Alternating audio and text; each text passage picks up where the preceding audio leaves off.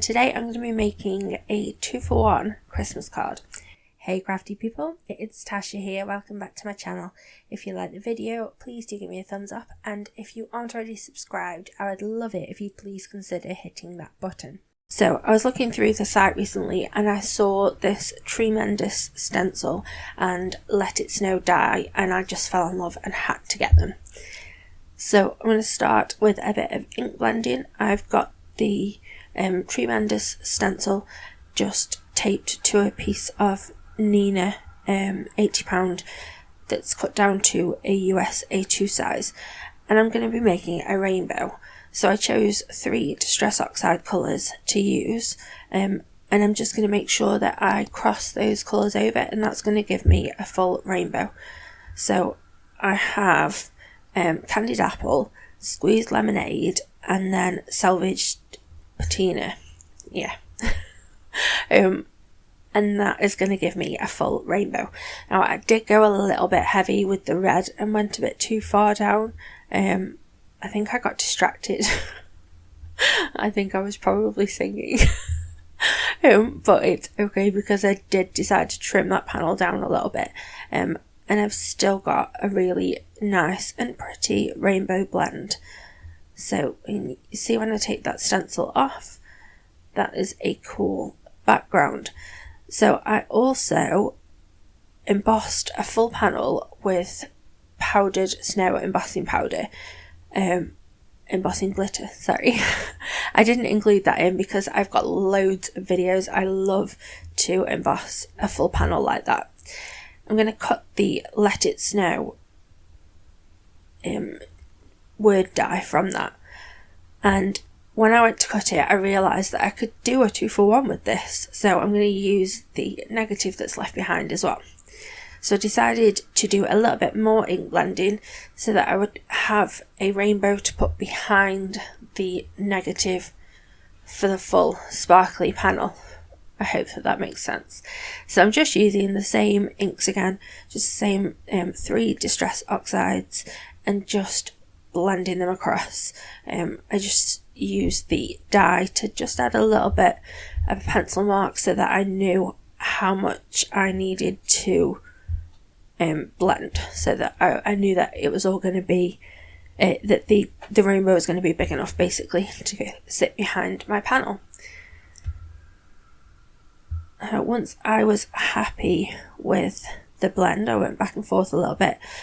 Once I was happy, I got to work on putting the panels together. So the die is so big that it kind of cut the panel into 2 pieces, but I didn't mind that too much. So I've just used some a mixture of strong double-sided tape and also some strong liquid glue to attach those 2 pieces together onto that second rainbow background that I made. So I'm using the positive die cut just to help me get the spacing right, because I want to make sure that it looks right and that you can tell what it says and everything. But I do keep lifting that piece out so that I can make sure that it doesn't get stuck to the panel itself, because I don't want to have that on there. So I popped that positive piece back in so that I could add all the little bits, like the middle of the O and the bit for the E and everything else, because that's just the quickest and easiest way to do it.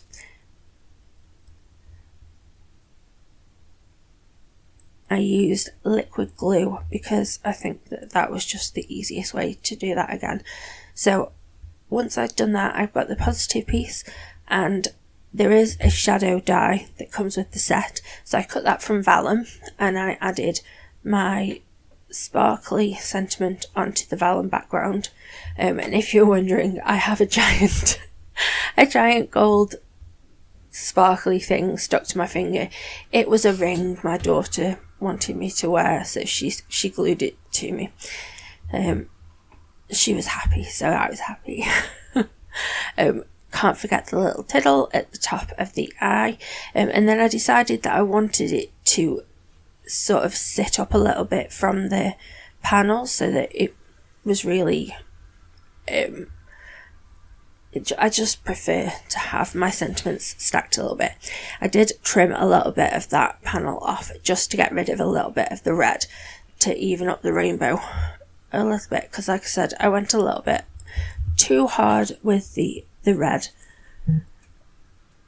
So yeah, I added another die cut, Let It Snow die cut behind the vellum, so that's just going to lift that sentiment up just a little bit, and I always just prefer how that looks. So I added that to my rainbow tree panel, and then to add that other piece with the negative one onto a card base, because I've got that panel behind the rainbow but it doesn't cover the entire panel.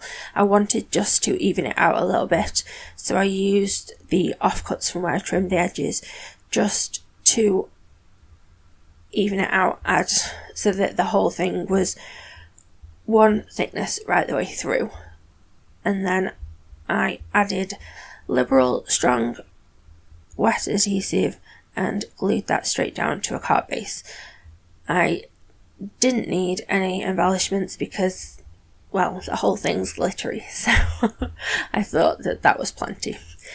And then I added the trim down tree stencil panel to a card base as well, and there are my two cards. Again, didn't add any embellishments to the tree one, and I've got to say, I love these. They are so nice. Yeah, I was really, really happy with how they came out. I'm really glad that I got the 2-for-1. So let me know what you think. If you like the video, then please do give me a thumbs up, and don't forget to subscribe to our channel if you aren't already. I hope that you have a lovely, happy, safe and wonderful week. Stay crafty. Bye.